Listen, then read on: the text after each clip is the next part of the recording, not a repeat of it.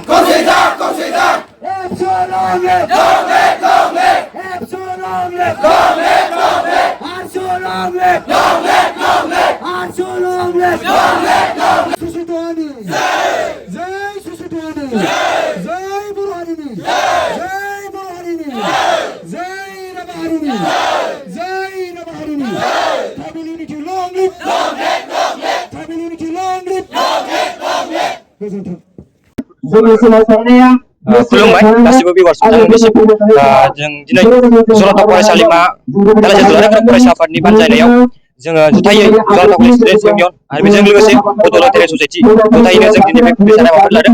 जों गमामायैनो मोनद' हारिया एसटि जामारोब्ला जोंनि थाखाय जोबोरैनो साननो गोनां आरो बे मोनसे जोबोद गोथौ साननो गोनां, मानो होनब्ला जोंनि हारिया खहा जानो थांगासिनो दं। जाय एक्जिस्टिं एसटि बे दिनै 45 लाखसल' आरो जाय माने एसटि नङै बैफोर आनटि ट्राइबेल बिथांमोना दिनै 2 क'रनि खाथियाव एबा 2 क'रनि एबावबो जानो हागौ। दिनै बिसोर जुदि एसटि मोनोब्ला जोंनाव गमामायैनो गोहोम गोग्लैगोन। जों जुदि 45 लाखसल' अब्ला बिसोर 2 क'र गाहामा बिसोरजों जुजिनांगौआ जों गोब्राब जागोन। मानो होनोबा दिनै 45 लाखसोआवनो जों एसटि थाखानायावनो जों साख्रि बाख्रियाव गोबां खस्थ' जानो गोनां जायो।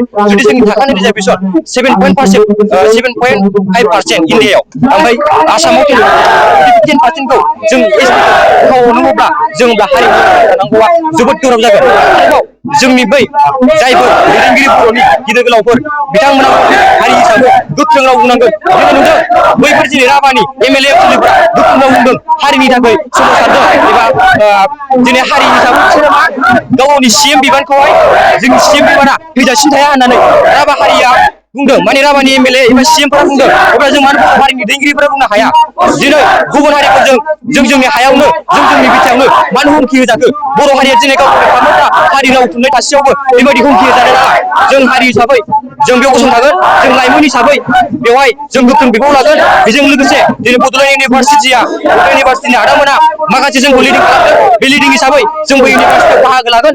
बेजों लोगोसे जों जोंनि जेब्लासिम जों जोंनि फैबाय थानाय समावहाय मोजां थासारि सलुसन खालामना होआ सरकारा, अब्लासिम जों बेयाव बाहागो लागोन।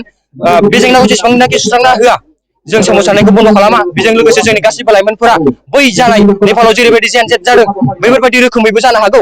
बेखौ जिहेथु जोंनि माखासे बिटिसि गभर्नमेन्टनि आरो लोगोसे गोबां दैदेनगिरि सारमोना बेखौ जाहाथे एलार्ट लानानैहाय माने जोंनि फैबाय थानाय समाव बर' लाइमोनफोरनि थाखाय मोजांखौ साननानै हाबा मावो आरो बेखौ गोख्रोङै बाहागो लायो।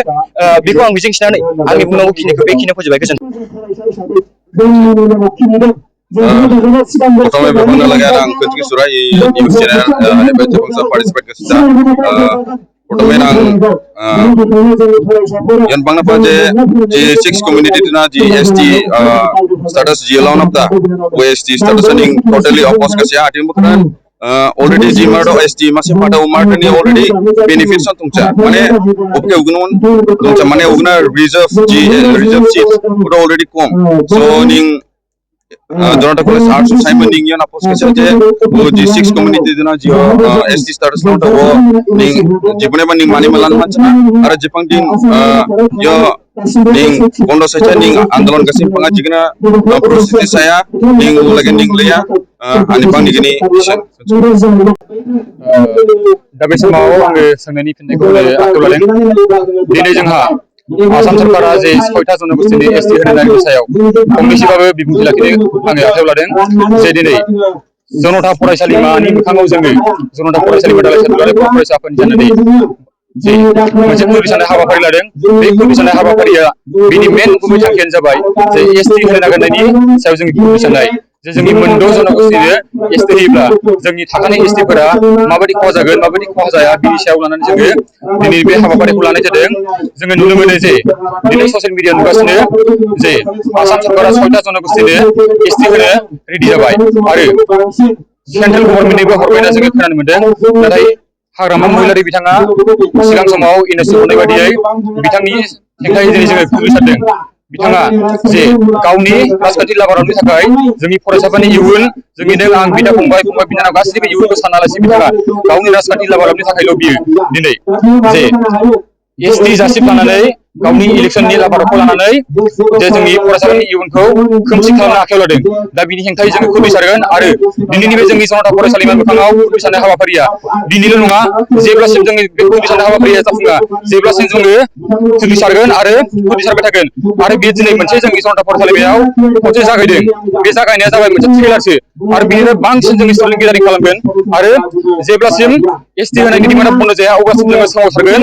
दा बे समाव आङो बेखिनिखौ बुंनानै जे आंनि फंनैसो बिबुंथि बेखौ बेखिनियाव फोजोबबाय। गोजोनथों।